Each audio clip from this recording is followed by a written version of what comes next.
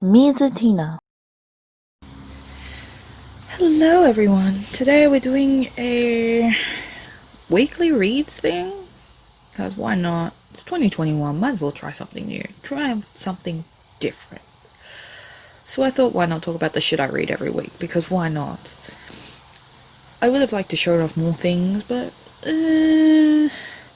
I can't think of anything else currently, and this sounded like a great idea at the time.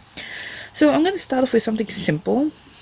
This is not so much a weekly read thing as much as I don't know if you guys saw this before, if I mentioned it before in video or just on my Twitter or Instagram, but see these lovely pins? They're gorgeous, aren't they? It's Shelter and Tifa from respectively Final Fantasy 7 and Final Fantasy 14. Aren't they gorgeous? Well, recently I backed a Kickstarter from Luda Mage Trinklets, who did now the boy version. For example, Hot Elf Dude from Final Fantasy 14, who I always forget his name of. Squall from Final Fantasy 8, because why not? He's such a cutie. Of course, Orin from Final Fantasy 10, because I don't like Waka or Titus much. I was about to actually call them by the names I normally call them with, and I thought that was very inappropriate. Zack from Final Fantasy 7, I got Eris, so I wanted to put him with her, so that's how it kind of works. Of course, best boy from Final Fantasy 9, Kuja. Isn't he so cute? He's also got feathers instead of flowers, which goes well with another one I've got, which I'll show last because he's my waifu of all time. My second waifu, Vincent, from Final Fantasy 7. He's so cute. It's the hair for me with him. But, of course, my number one waifu of all time, Sephiroth from Final Fantasy 7, who also has feathers. And, of course, the other pins I've got also was the Chocobo, because I didn't back enough pins to get it for free. But I wanted him anyway, and the carbuncle, which you got for free if you backed a certain amount of pins, which I did. I love the pins, I love the condition. Look at it. Most of them are gold except for Kuja and Sephiroth, which are silver. As you can see, there's her brand name at the back. Of course, it doesn't want to focus on it. There you go. So if you ever get the chance, definitely check out her stuff. She's got amazing pins, amazing merch, amazing keychains. Actually, I have quite a bit of her merch around in my bedroom. I hope it's a her. I'm sorry if I've misgendered you or whatnot, but I absolutely love your works. You're one of my favourite merch collectors outside of Alpaca Galore, Toby Tamu Ring, and Sweet Sugar Tea Crudge. I forgot her name. I feel bad, but definitely check them out. I mean, if you look at the back of my laptop, which is blurred to all hell, I have a lot of content creator stuff there too, because it's so pretty. Anyway, we should be talking about what I read this week. I have read a total of 1, 2, 3, 4, 5, 6, 8, 9, 10, 11, 12, 13 manga. Wow, that's actually not bad. I think the longest one I took was Higurashi, because it took me a little bit to get into it again. But we'll start with the one that I read from the 31st to the 1st. So basically, the manga I ended the year with and began with is Pleasure and Corruption. Of course, my camera doesn't want to work with me. Volume 3. It wasn't bad, but if I had... I'm going to do this into two piles, so 3. If I have Not So Great Here, Reasonable, best thing ever, it would be in Reasonable. It was really good. I enjoyed it, but it doesn't make me want to go running back and rereading it. Next, we have Bakemonogatari. This continues the story about the ape girl. I think it's the ape one. Yes. The monkey pill. The monkey pill, there you go.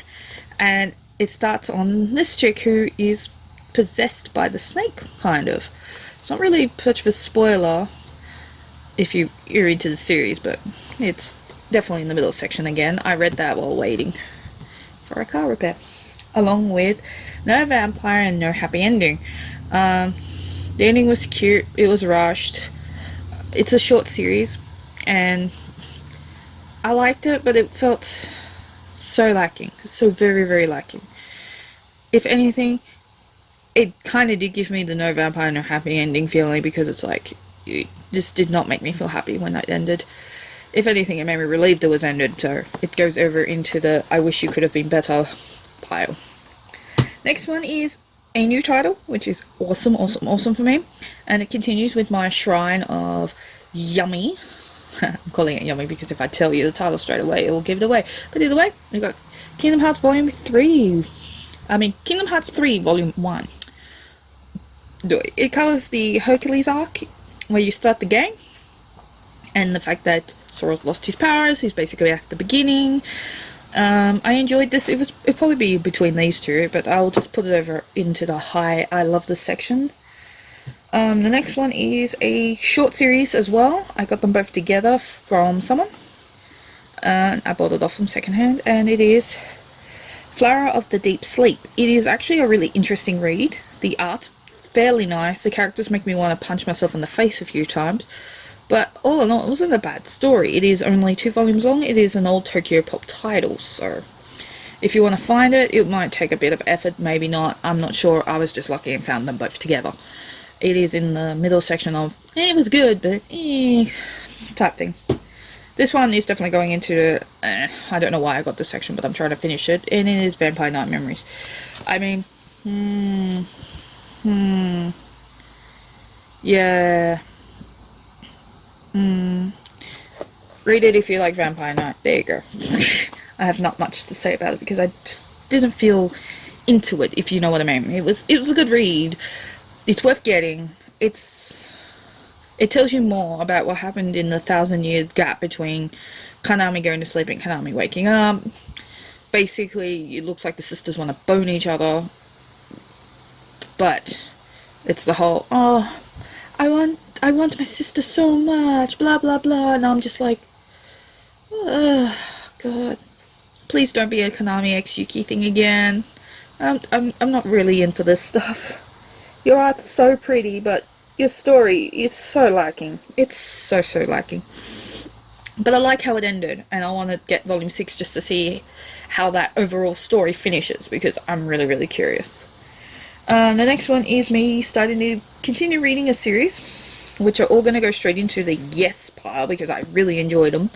I've still got 24 volumes to go, I think. I'm not really good with numbers, but I'm guessing it's 24 volumes. So far I've read Kimi no Todoroki 6, number 5, I know I'm going backwards, 4, yeah, I like Kurumi, she's a bit of a dip, but that's about it, and 3. I kind of really ship Ryu and Shizu really hard. Shizu?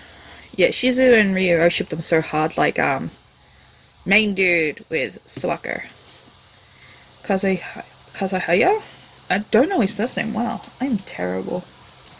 And the final thing that I've read this week, which as I said took me a little bit to get into because I haven't read it for a while and it's a bit at the beginning, but once it speeds up it's like, holy shit, what did I just walk into? Oh my god, it's a bloodbath, everyone's dead type of thing. And that is Higurashi, which is an oldie yen press title, which is done by the same author but multiple artists. So each arc is done by a different artist.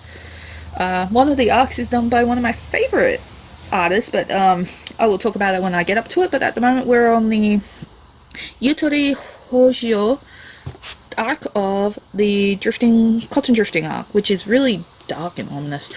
And you meet Shion and Mion, and you're just like, oh my god, you actually have a twin sister, holy shit, what is this madness? And here's number 1. I really enjoyed those. I enjoy my horror a lot, so it's not surprising to see the horror sitting at the top and surprisingly 2 romances at the bottom. Wow, I'm actually not sure how I feel about seeing this laid out like this, knowing that full well I'm being really judgy on my mangas. But the only reason these 2 are at the bottom is because they didn't give me the fulfillment that I was after, that I like to get out of mangas, where it leaves me going, this is good, it felt good to the soul, I devoured it, it was really good. They were okay, they just made me go, oh, that's nice, but I don't like you much, but I don't know why I'm still getting you. But no Vampire No Happy Life is ended, so that's all good. Vampire Night Memories, who knows when that's ending. Probably another 20 volumes, who knows. Or maybe another 10. Or maybe another 2. We don't know yet. The middle section is there because purely it did do the whole, ooh, I like this, but each reason varies. Like for Pleasure and Corruption, there's still some things in it where I'm just still a bit on the rocks about. Bakemonogatari, same thing, similar. It's just got different themes, but it still makes you go, eh. Flower of the Deep Sleep definitely was purely because of the characters annoyed the shit out of me. Especially the main chick. She just sort of shit me so much. But I can't love everything. And I'm surprised the like part was so big. But then again, I'm a sucker for Kingdom Hearts.